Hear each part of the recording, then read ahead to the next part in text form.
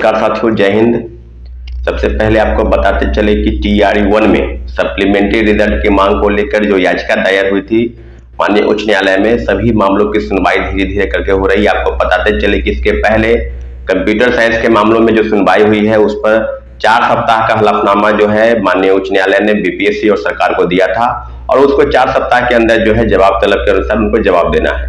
दूसरे कल मामलों की जो सुनवाई हुई है वो Dhirendra Kumar versus government of Bihar CWJC 1151 case number /2024। इस मामलों की सुनवाई इसके पहले भी 8 फरवरी को हुई थी और लगभग 8 सप्ताह का समय दिया गया था। तो जो चीजें हैं YV गिरी के बेंच YV गिरी लॉयर है और निश्चित रूप से जो चीजें सामने स्पष्ट रूप से आ रही है कि 2 सप्ताह के अंदर उनको फिर से जवाब देना है। तो पूरक परिणाम को लेकर आप सबको पता है कि दर्जनों याचिका दायर हुई है। एक और याचिका दायर हुई है सप्लीमेंट्री रिजल्ट 125 में को लेकर, वह है Satyam Kumar versus government of Bihar CWJC 2337। उस मामलों की भी जल्द से जल्द सुनवाई होने वाली है। और इसके पहले भी आपको उर्दू के मामलों की भी सुनवाई हुई है, सरकार को जल्द जवाब तलब कर किया गया है माननीय उच्च न्यायालय द्वारा। और सब चीजों पर आपको बताते चले कि आने वाले समय में 1 to 1 सारे मामलों की सुनवाई होने वाली है।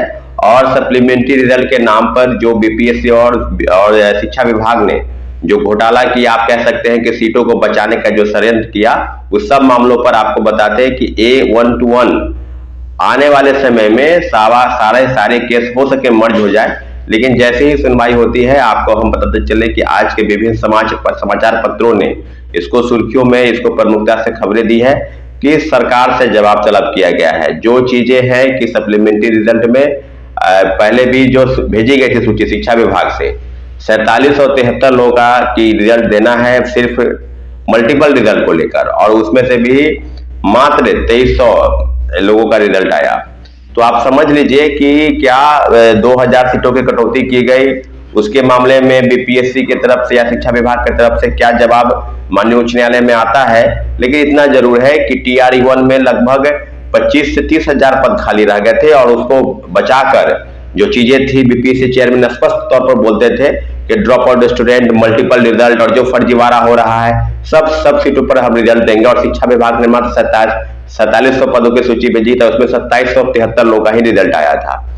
तो अब मामले पर सुनवाई करते हुए जो चीजें सामने हैं उस सामने पर आप समझ लीजिए कि कहीं ना कहीं अब घेरने का प्रयास चल रहा है। माननीय उच्च न्यायालय के जो फैसले हैं उस पर सभी की निगाहें शिक्षक अभ्यर्थियों के TRE-1 में जितने भी शिक्षक अभ्यर्थी है जो पूरक परिणाम की मांग कर रहे थे और लगातार विरोध प्रदर्शन चल रहा था, चाहे वो गर्दनीबाग धरना स्थल से हम लोग 4 दिन गर्दनीबाग धरना स्थल पर बैठे, BPSC का घेराव किए, शिक्षा विभाग गए, गांधी मैदान के पास प्रोटेस्ट हुआ और कई चीजें हुई। इसके बावजूद भी तमाम जो बड़े नेता हैं, चाहे वो महागठबंधन के नेता हो, चाहे वो NDA के नेता हो, उनके पास जाकर लोगों की शिकायतें भी रहती थी कि पूरक परिणाम को लेकर TRE-2 में भी कई लोगों का बयान आया था, चाहे वो डिप्टी CM बिहार के पहले विरोधी दल के नेता, विधानसभा और विधान परिषद में दोनों नेता, आज डिप्टी CM है सम्राट चौधरी और विजय सिन्हा, और दोनों ने स्पष्ट तौर पर कहा था कि पूरक परिणाम आएगा।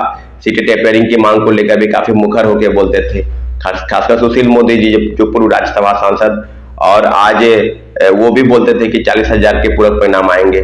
तो कई चीजों पर जो बातें थी घुमा फिरा कर कहा जाए तो उसको एक सिरे से खारिज कर देना और चीजों को बरगला कर कहना कि क्या आगे होगा, क्या योजनाएं होंगी।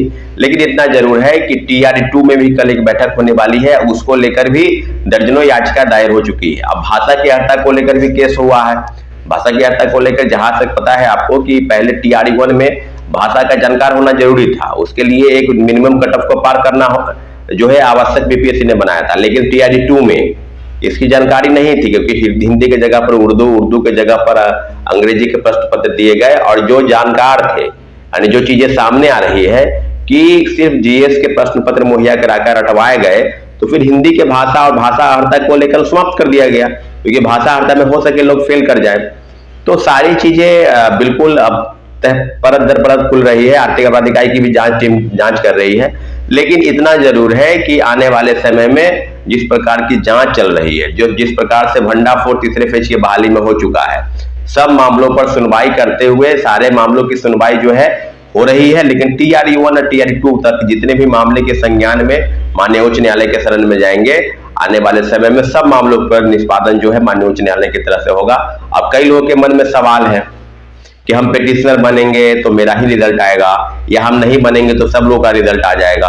तो आपको बता दें कि ये माननीय उच्च न्यायालय के फैसले के अनुसार होगा कि अगर उनका कहना है कि अगर सिर्फ पिटिशनर को उसका लाभ दिया जाए तो पिटिशनर को लाभ मिलेगा।